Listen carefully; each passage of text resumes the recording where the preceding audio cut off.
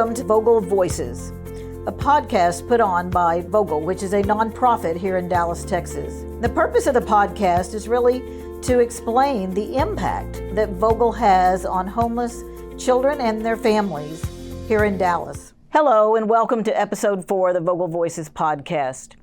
This podcast is intended to provide information about the important work that Vogel, a nonprofit in Texas, does for homeless children and their families.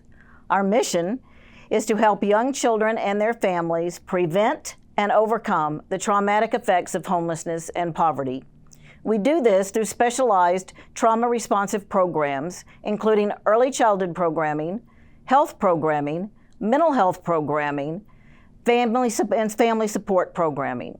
We have 3 campuses throughout the Dallas area. We have one, our main campus is near downtown Dallas and serves approximately 134 children each day. Our North Campus is actually located in an emergency shelter, and it serves approximately 50 children each day.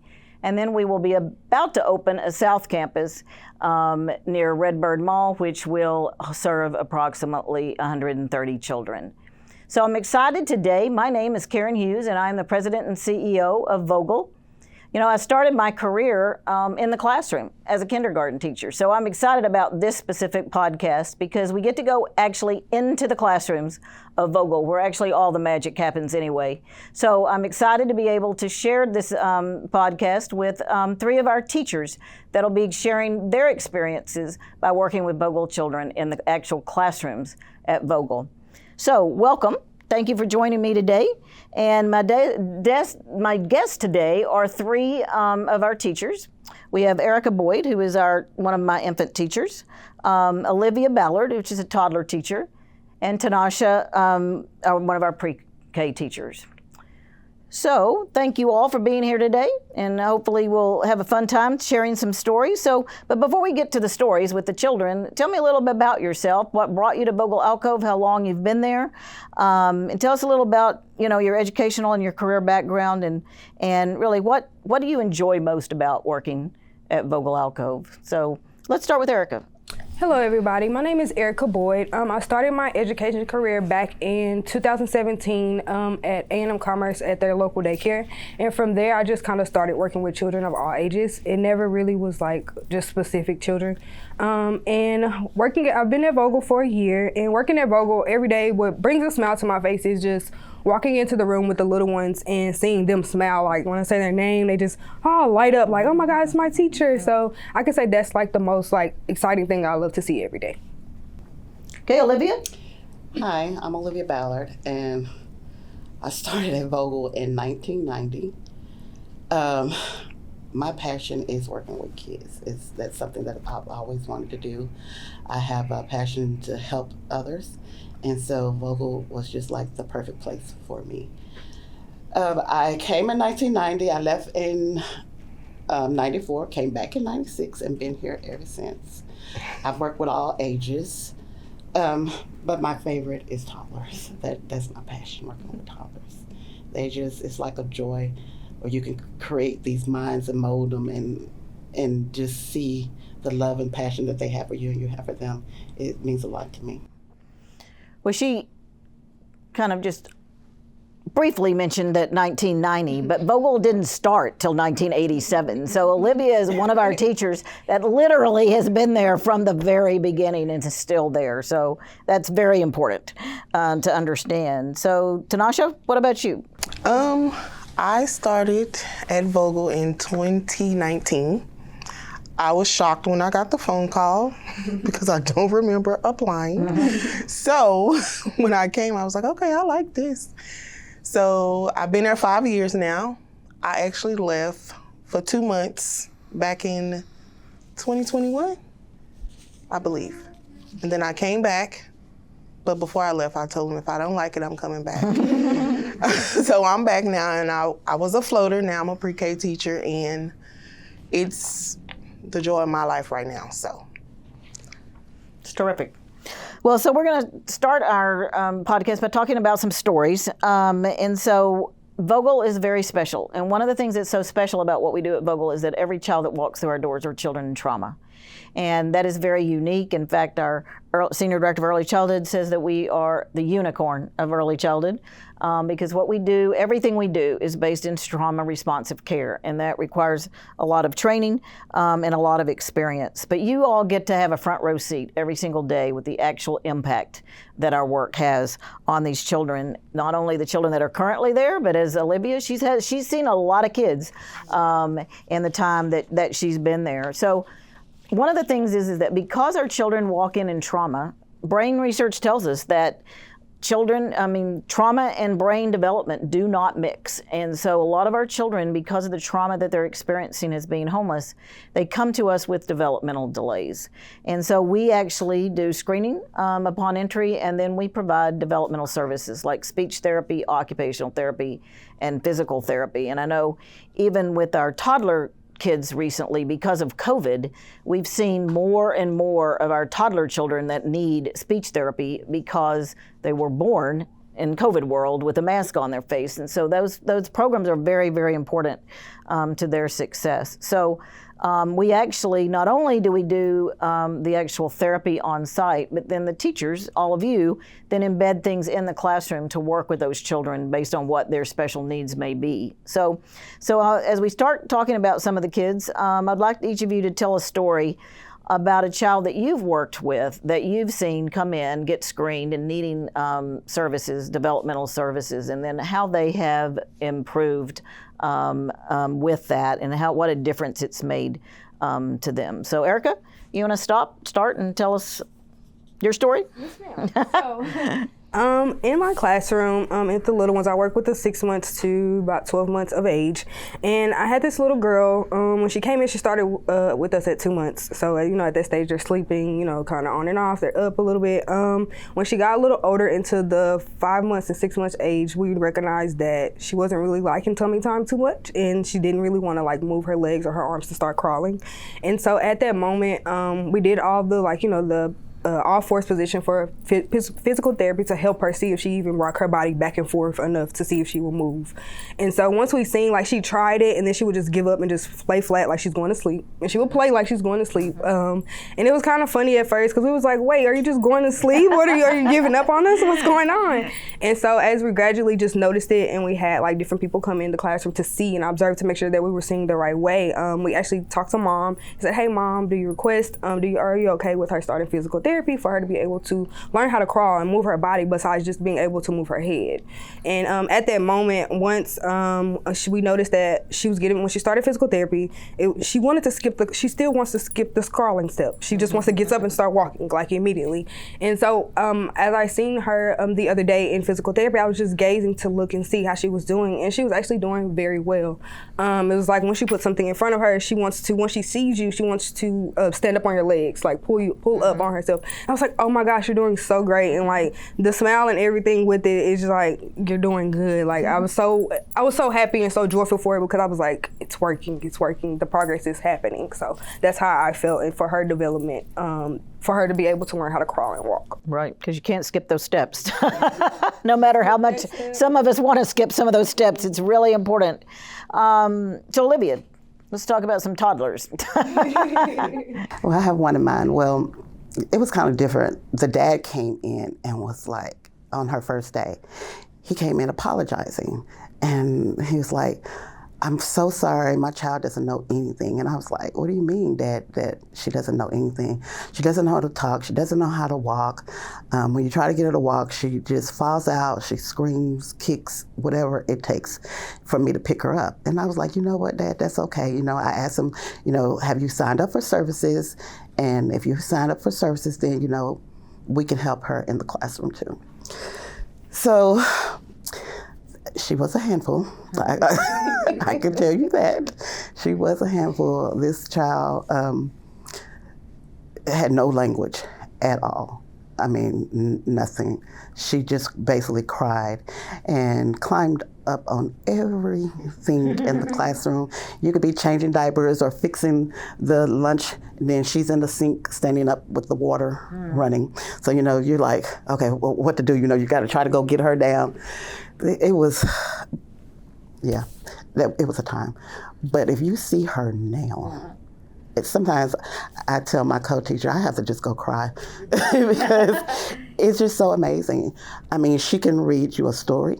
She recognizes her letters of her name. You know, it got to the point where it's like every month we go through, you know, different books, but every month she picks out a book that she likes. And first, you know, we were reading to her. Now she reads to us. And we actually gave books to the dad. Hey, Dad, this is what we're working on right now. She loves to read. So he's like, she loves the what? And I'm like, she loves to read. I said, she doesn't read at home with you? And he said, no, I didn't even know she could. I said, well, this is her favorite book, so I'm giving it to you. So instead of you reading to her, you ask her to read it to you. And he came in and he was like, oh my God, I am so thankful. Thank you, whatever y'all doing, keep up the good work. So like stories like that, you know, just seeing it, that's what keeps me coming. Exactly. So Tynasha, what about you? Yours are a little older. So. Yes, and they think they're in high school. Yeah. I actually have two that I've seen grow since they were babies. One, because I was a floater, so I worked with her from infant all the way up to now pre-K. Mom came in, I don't know what else to do. I just don't know what to do. Okay, well, let us know what's going on. We can help you. So she gave us what was going on at home. It's like, okay, we see some of that here. It's like, well, what do I do? How do I change it? It's like, well, give us some time. We have to do some observations, get some people in, do their observations, and then we'll come back with a follow-up with you. So she ended up, we actually got her into the DISD program where she's off campus during the day and come back to us in the afternoons. Just me seeing her this summer, I'm like, oh my God. Like the first week she was there, she was like, Miss T, DISD is closed now, so I'm back with you for the summer. It's like, I know. So just her remembering our routine and the things that we do in the classroom every day, it warmed my heart. I like Olivia said, I actually went and cried. I was like, it worked. It worked. It's working. And for my little boy that I've seen grow, no words at all. I've seen him in the other classrooms before he got to me, no words. It's like we tried everything, but now the little sign language that I do know, we use it in the classroom. I taught the kids sign language to help him communicate. And now they know. He doesn't have words. He knows sign language. He tell everybody else. He don't understand that. It's like he do understand. He just can't verbally tell them what he wants. Right. So they help with the sign language. One day he got frustrated with me because I didn't understand what he was saying. So the friends in the classroom helped me understand what he was saying. Yeah. But I think it was Monday, this past Monday, he walked up, he was like, hey, Miss T. I was like, wait, you said my full name. It's like, oh, okay, yes. But just to see them grow, it warms my heart. We also, one of the things for our developmental services, we have a sensory room. And our sensory room is awesome. It provides definitely for kids maybe on the autism spectrum, which we have quite a few of, and but also any child. The sensory, it's all connected to the brain, and so the sensory. And I know one of the stories that I tell is the day that I was actually in the sensory room. Actually, I think I was given a tour or something, and I was in the sensory room, and there was a classroom in there, and there was a little boy that was over on the steps. There's an area in the sensory room where you have to walk up steps on one side, walk down the other side, and so he was up there walking on the steps, and all of a sudden the teachers just froze, and they're like, he's on the steps. And I'm like, okay, he was like 3 or something, and I thought, why is that such a big deal that he's on the steps? Well, come to find out, when I asked the question, they said that when he first got to us, he would go to this, because his classroom's on the second floor, so he would have to go up steps and down steps, and that he wouldn't do it. He would just throw a fit. And when they started talking to the mom and got the background story, when he was younger, he had been thrown down a set of stairs and broke his leg. And so he wouldn't get anywhere near them. So this was a really big deal that he was actually going up and down the stairs, and through work in the sensory lab, he's now able to do what all the other kids do, is go up and down the stairs to go outside. So the work we do, especially with developmental services, and I think the other thing that's important to me is so many of these children, if they were in another program other than Vogel, they would not, number one, receive these services. Many of them would not receive these services till they got to kindergarten, and then usually by then it's so late that they then are considered special ed kids when they're just delayed developmentally, and if we can catch them up, then they're going to be much more successful when they get to school. And in some cases, they would not even be accepted in some preschool classrooms to what we do. So again, because of these the trauma and developmental delays, and sometimes, like you even mentioned, a child who cannot speak, in their head they know what they want. And it's just, and that's the whole world of toddlers. They know what they want. They just don't have the words yet to say it. And so because of that, they get very, very frustrated. And but other reasons, because of the trauma that they're in. And these kids that we serve, they really don't know sometimes what's the next shoe is going to fall. And so as we talk about brain development, the issue is that they literally live in the flight or flight mode. And they are ready to react, and because they just really don't know what else is going to happen. And then so that's kind of where they live in that world. And so it's a lot of work to get them to that thinking part of the brain and have them. So we do a lot of different things to help them with their social emotional development. And the fact, I mentioned at the beginning that I taught kindergarten, and a lot of people think that it's very important that kids, when they get to kindergarten readiness, that they need to be able to, know every letter in the alphabet, already be reading. But that's actually, if you talk to kindergarten teachers, what they really want is for them to be able to regulate their emotions, because they can teach them the other thing. But so many children get so behind because they just literally are in trauma, but they cannot regulate their emotions. And so we do a lot of things at Vogel to help these children, and we do it differently depending on the age. But by the time they get to Tynasha's class, they have really big behaviors because they know what's going on and that this should not be so. But we have a special curriculum that we embed in our classroom called Conscious Discipline and or Positive Guidance. And well, actually, it's Conscious Discipline is the name of it, but it provides positive guidance help to the children. And it's important for kids in trauma that we do intentional teaching, not just that they learn it from others, but it's intentional teaching. And so there's specific things we do in the classroom. So can you tell us a little bit of some of the techniques for conscious discipline that you actually use in the classroom and that you've seen work with some of the kids? So Olivia, you want to start? Yes. Well, what we do baby doll circle time. And I mean, it has really helped us in the classroom. And so when you say baby doll circuit time, what does that mean? We sing a little song. We have baby dolls in the classroom. Everybody has their own baby doll. And we sing a song, and it tells them to go get their baby, and we come back to the rug. And for the children who are not verbal, I have cue cards.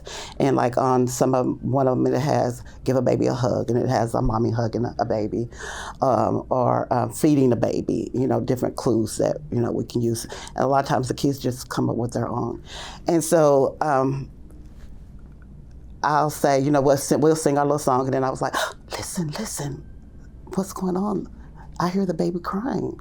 I said, why is the baby crying? Then, somebody say, well, I think he's hungry. So we'll have like spoons, little bowls or bottles. And I was like, well, so what do you think your baby needs? And so they'll say a bottle or whatever. And so, they get the prop, they're able to feed their baby or whatever. And then we'll go on to the next one, which maybe your baby needs a hug. So we'll do all those little steps. And then at the end, we put our babies away. And then I'll say, well, so-and-so, when your friend is upset, what can you tell your friend? How can you tell your friend he needs to calm his body?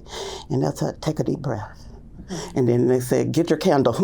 Just little steps like that helps them label their emotions. And like I said, most of our toddlers, they'll tell you when somebody's crying, take a deep breath. And he'll say, get your candle and put it up to their face. This is so funny. But it's like, we've did it so long, everybody knows the steps to it. So when I start singing a song, they automatically know, go get our baby. And then can we feed our baby today? And our main thing is like, we do rub our baby. So I give them lotion. So we do gentle touches, so we start with the head, we go down to the shoulders, and then, we do just all the parts of the body. And then, I say, oh, listen, do you hear anything? And it's like, they're all good. And then I'll sing the song, it's time to put our babies to bed. And so, we put the babies to bed. But my main thing is like, I have them label their emotions if they're upset or whatever. And like if they're screaming, I'll tell them, I can't help you when you're upset. I need you to calm down and tell me what's going on, and then I can help you. And it's the same thing if they're arguing with their friend. Oh, he doesn't understand you when you're screaming. So let's calm our bodies. What can we do? We go through the whole steps, and they get it. And it's so amazing. It's amazing. But that is some of the things that we do in our classroom to help. T, what about you? With my pre-K, it's when we first started, when they first got to the classroom, it was a struggle because it's mine. I had it first. No, give it back. It's like, oh, what's going on? But even in the morning times for circle time, we start with, how are you feeling today? How you feel? Some of them be smiling, saying, I'm angry. I still ask, well, why are you angry? What's going on? They'll tell me, oh, well, how would you like to fix that? How can me and your friends help you? Even friends give out, you want to draw a picture? I'll draw it with you. What do you want to do? So they pretty much lead the classroom with that now and even when they get upset, I ask them, if you need time, you can go to the cozy corner. We have things over there. We have the feelings meter. They look over it. We have our feelings buddies hanging on the wall. They'll grab one. I'm watching, but I'm not watching. So I know, okay. But I let them know, if you need time, you can always go and sit by yourself. It's okay to be upset. It's okay to be sad. But if you're mad or sad, hitting, pushing, yelling at your friends is not okay. Okay, Miss T. So they'll go to the corner. Well, when you're ready, you let me know. Miss T, I'm ready. Miss T, I'm ready to talk. I'll go to them. I don't make them come back to the class. I go to them. We'll talk about it. Well, what do you want to do? If they've hit a friend or anything, hurt a friend, we'll call that friend over, let them talk it out together. The friend will tell, well, it's okay. So you made that big deal. But just hearing them do that without me now, I'm like, okay, good. It worked. But they get it. They got it now. They ready for kindergarten. So what about infants? Infants it's different. It's different than the toddlers because they understand no and get down, but it's different because they don't have that, like, it's not a restriction for them. It's more so like they just like, I have a kid who right now he's actually don't want to share toys at all. It's mine, it's not nobody else's. If you take it, I'm going to push, I'm going to hit. And so every morning when we do our circle time too as well, I go through and show them gentle hands. Show me your gentle hands, and I'll put my hand out and let them rub so they can feel it, and then I let them do it on themselves. And then they still jump, like they get excited, I guess because we're like in our little moment, so they think like, up next is song time, like I'm ready for the song. But as far as positive guidance, we try to make sure that we for sure tell them, hey, no hitting your friend. Make sure if you're, because they don't know how to regulate their own emotions within themselves. And so it's kind of, sometimes it can be a challenge because it's like, okay, you're hitting your friend. Like I see you and you see me, you look at me and smile like, no, this is not okay. So we kind of redirect them, like, let's go play in this area, in the dramatic play area, or let's go play in block center since you're upset or you don't want to share with nobody. And it kind of like redirecting them actually works more than just saying, get down, no, you can't do this, don't do this. And then it just re-triggers their brain, I think, to just go to a different route versus staying, I'm just going to be mad that they took my toy. One of the activities and techniques is the wishing well. And so every classroom has a pie pan, or pizza pan, I guess it is, and then they have the kids' names. It's got a big heart in it, and then they've got the kids' pictures around, and then they when the kids come in, they get to put their picture, meaning that they're there that day, or which way does it go? The other way, everybody starts in the heart and goes out, or is it you start on the outside? You start on the outside, and if you're there, you go into the heart. But then they wish the people that weren't there well, that they weren't there. So it teaches them empathy for their friends, but it also is, I think that's one of the best things that we do, is because it does create a community. And so many of our kids, because they're homeless and they go from one place to the next and to the next to the next, they don't have that community feeling. And so it really does create that community in the classroom.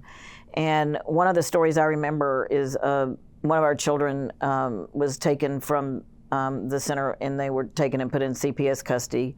But one of the foster moms called back one day and told us that she was driving up Irvay, which goes right by our building, and a little girl pointed over there and said, "Oh, that's my school." And she said, "Oh, I didn't know you went to Vogel." And she goes, "Yeah, that's my school." And she goes, I wasn't there today, but I know they wished me well." So it does work. They take it with them. And then one of my other things I loved is to hear a mom that came in and asked her teacher one day, "What in the world is the pretzel?" And again, it's a technique we teach the kids, where you again are centering your body. It's a brain thing, and you cross the plane of the brain, and then you kind of go like this, and then you go like this, and it calms you. And so we teach those kind of techniques to kids, and because again, that's what we're trying to do, is get them to calm themselves and be able to do that themselves. And they said, "Well, why do you ask?" They explained to her what it was. She goes, "Well, because I was yelling at her this week, and she looked at me and told me I just needed to do the pretzel."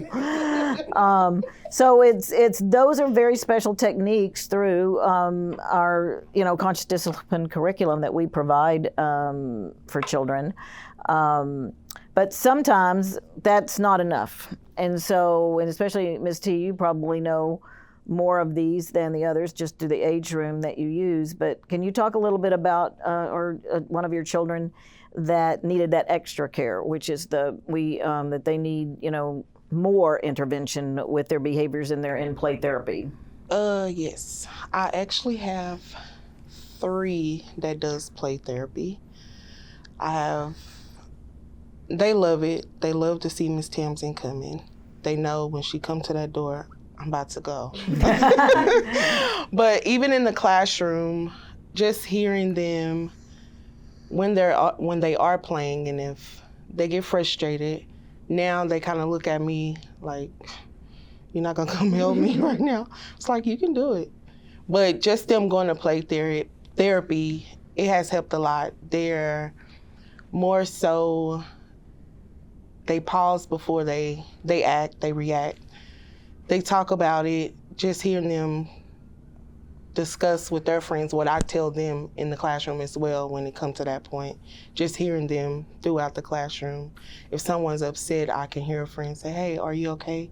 What do you need?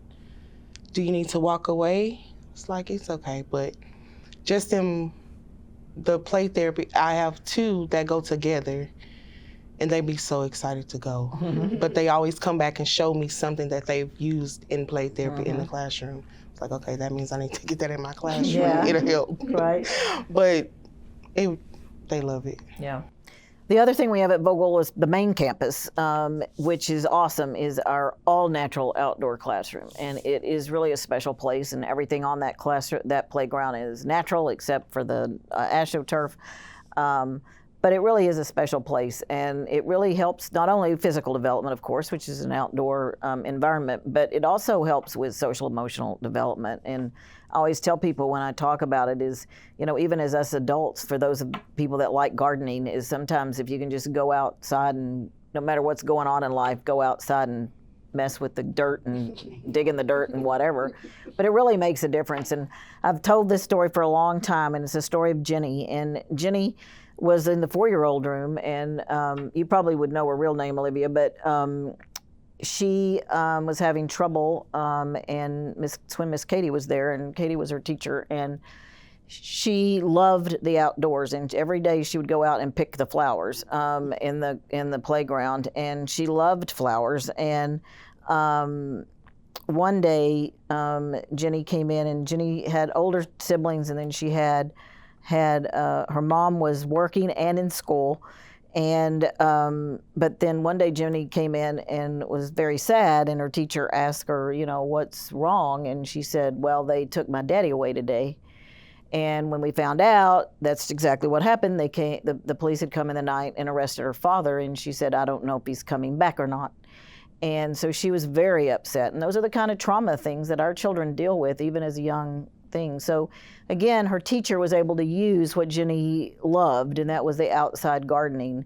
And so she would go out and find flowers, but this was like fall. Well, eventually winter came and there were no flowers. And so every day Jenny would go out trying to find flowers because that's what she liked doing. And there were no flowers because it was January and February.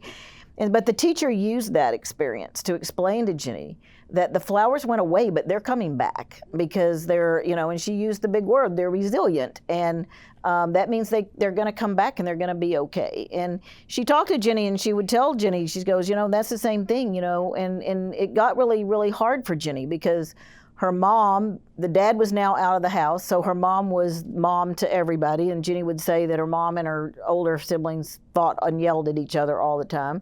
But then the mom had to be away more because the mom was still trying to go to school and do her job. And so Jenny was left alone more. And so it just got even worse. And then there were no flowers, but she would still look for them. And the teacher told them they will be back. So then that became Jenny's job to go out every day looking for the flowers. And she would are they come like a regular, 4-year-old? Are they coming today or is it back yet, But the thing I loved about that story was that the teacher told was that one day, it was like March or April, Jenny went out and they were working in the garden, and Jenny moved a big pile of leaves, and under that pile of leaves was a pansy, a face of a pansy that was looking back at Jenny. And Jenny just burst out in joy about the flower where you said it was going to come back, and it really did come back. And she was so excited. But it's just that example of being able to use that outdoor environment and that gardening experience to also, most people would never think of applying that to what the child is going through in a social emotional way. So that's always been one of my favorite stories of how important the work we do is with kids and their social emotional development.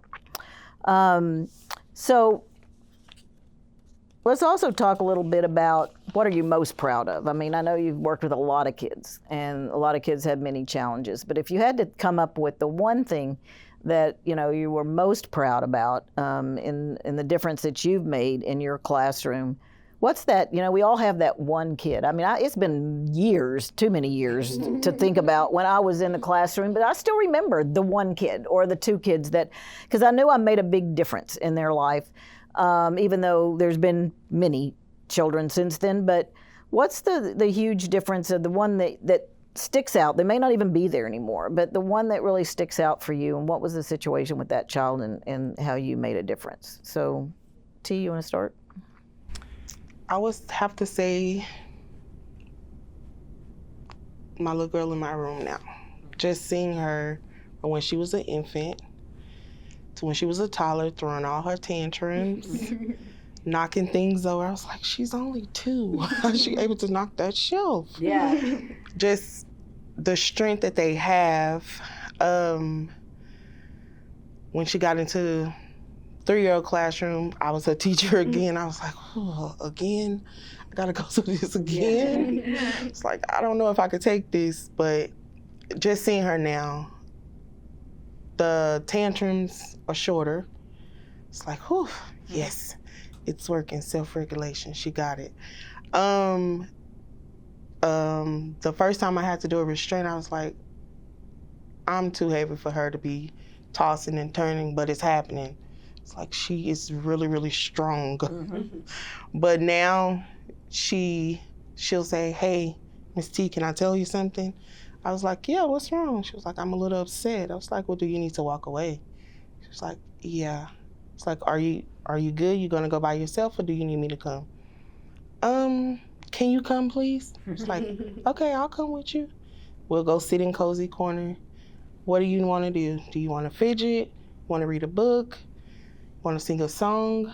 She love a sensory bottle. She love it. I'll just take the bottle. It's like, okay, do I need to sit here? Yeah. It's like, do you want a timer? No. It's like, okay, well, you let me know when I can go help your friends. It's like, okay. It's like, because I'm by myself. Right. I got to go watch the rest of the class. But she just be needing the time to sit with an adult. She just want to sit one-on-one. She talks, she don't want you to answer, but she'll always ask, can I tell you something first? Mm-hmm. It's like, yeah. And she'll go with whatever it is. But now, even if she have a tantrum and don't want me there, when you're ready, you let me know. So we carry on with the activities in the classroom, and if it's something she really want to do, she'll say, Miss T, I think I'm ready now. It's like, are you ready? You sure? I'm sorry, I won't do it again. It's like, you don't have to be sorry, you're not in trouble. It's okay for you to get mad, just don't throw things.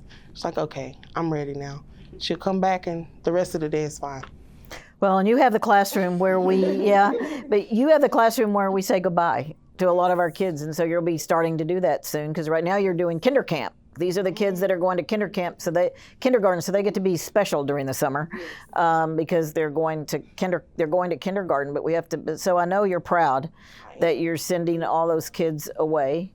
So excited. They talk about it every day. Yeah. How much longer we have for kinder camp? It's like y'all have a month and a half, and then we got to go to kindergarten. Yeah. It's like, yes. One told me, do I really have to go to kindergarten? I was like, well, you're 5 now. She was like, I don't want to be 5 anymore. I was like, but you're growing. It's okay.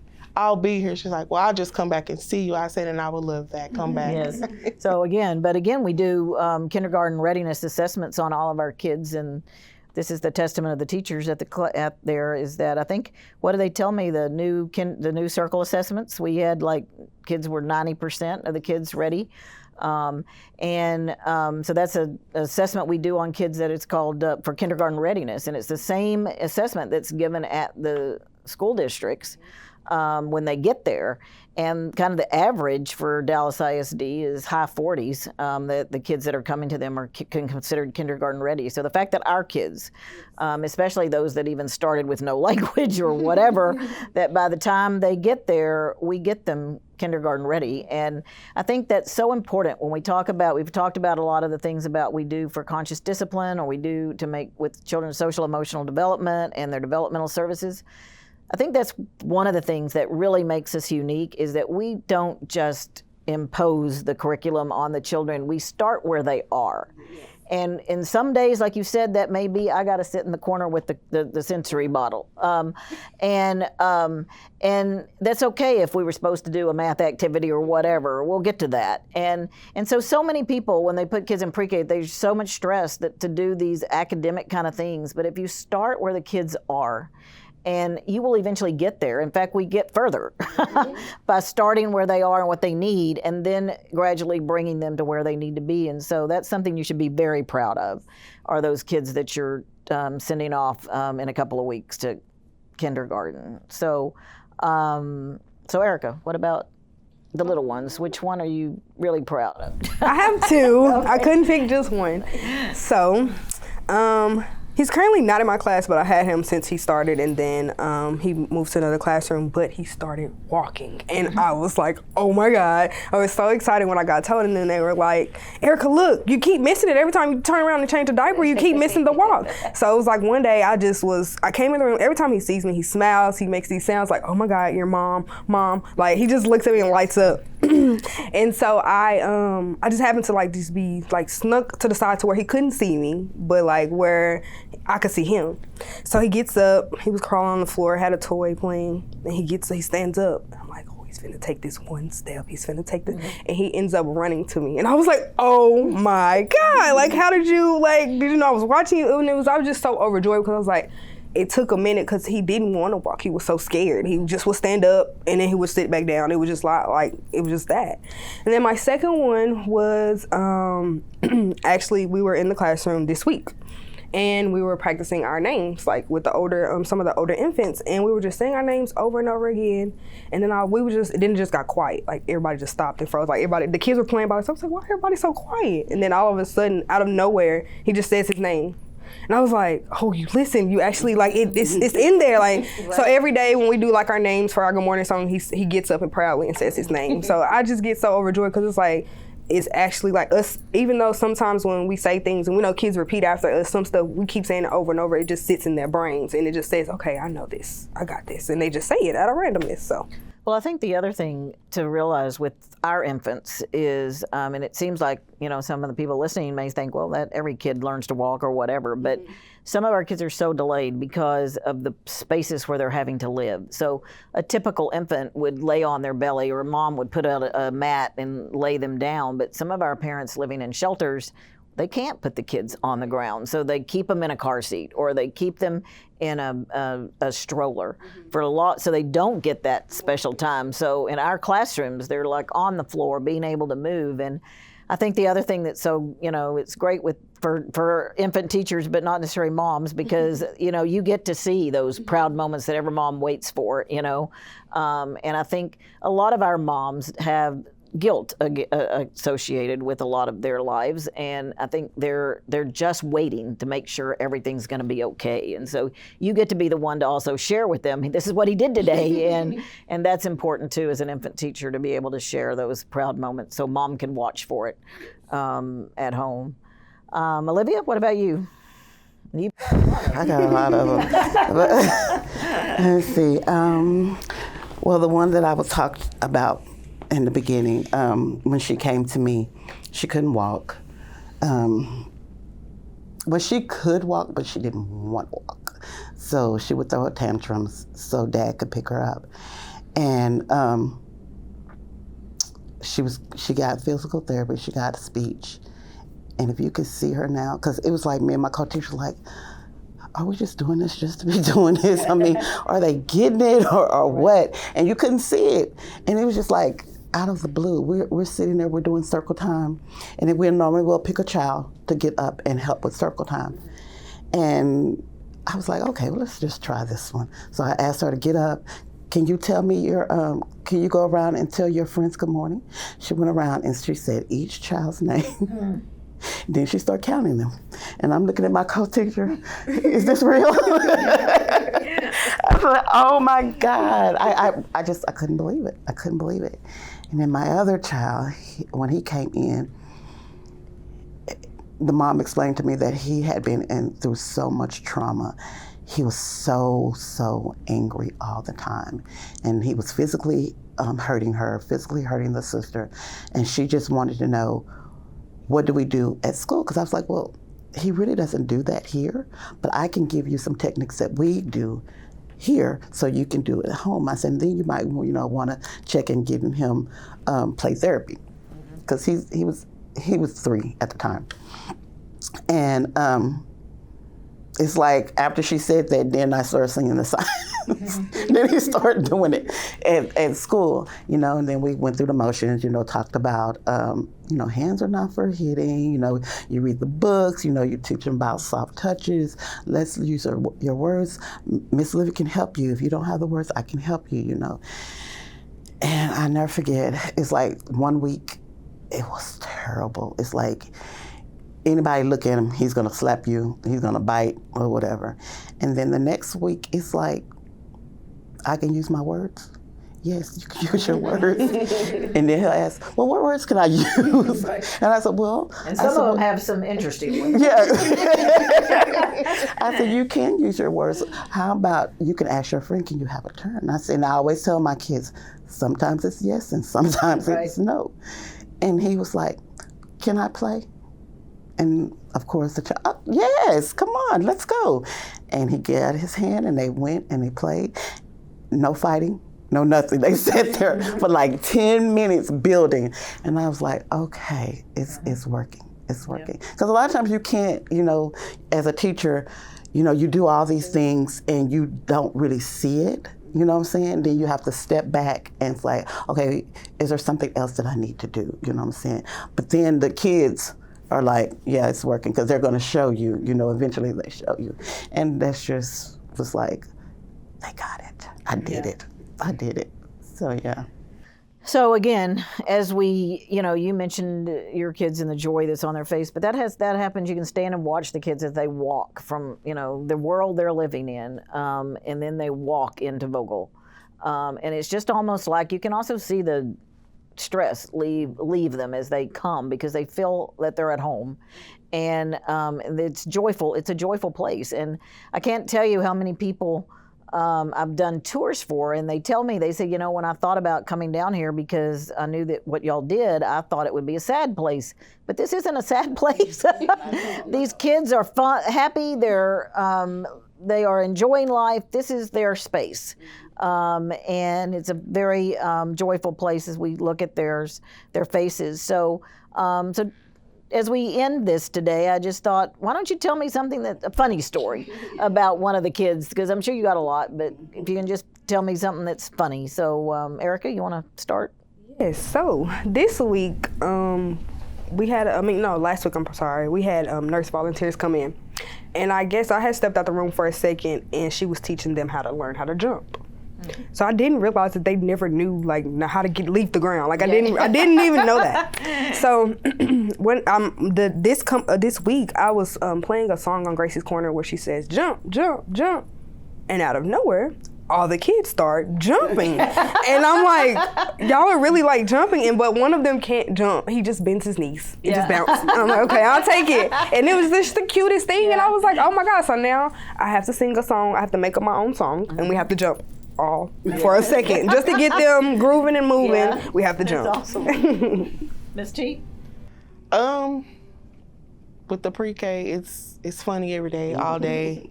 I laugh at home because I just sit and replay the whole day, like, was today successful? But we laugh all day long in the classroom. They laugh. Miss T, you so silly. I try to keep them in a happy mood. I am goofy, I am silly. So that's our routine every day. But the most funniest thing in the classroom, it's while they're in their centers, and if somebody do something, I hear them. Miss T said, it's like, you didn't have to say it like that, because I didn't say it like that. But just hearing them redirect and teach the class how I do is just hilarious to me. I was like, okay, whatever. You can be the teacher. Right. That's fine. Olivia? Well, I have a child who basically named me and my co-teacher different names. Oh. And he knows our name. Yes. All the kids know our name. But I'm Anna, and my co-teacher is Mimi.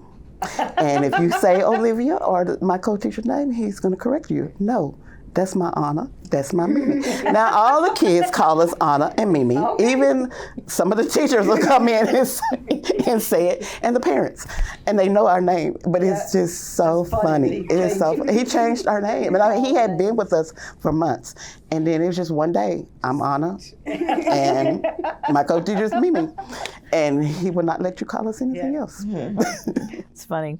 Thank you for joining us in the 4th episode of our podcast, Vogel Voices, and listening to stories from the teachers about the impact we make on children in our classroom each and every day. To find out more about how you can get involved with Vogel, go to our website, www.vogelalcove.org. And there you can find out we need certainly financial donations, so you can make a donation to Vogel on that website. You can also there's information about in-kind needs that we need that you could donate. You can also become a monthly donor, and there's information on our website about becoming a flight member, as well as volunteering. And so you can sign up and get information about becoming a volunteer at Vogel Alcove. We could not do what we do every day without the Dallas community. So thank you for listening to us today, but also for getting engaged with us and helping us move our mission forward in Dallas. So thanks for being here, and until next time. We hope that you can come back, and we also hope that you will subscribe to our podcast so you don't miss any of the episodes, and also you can rate this podcast and review it as well. So until next time.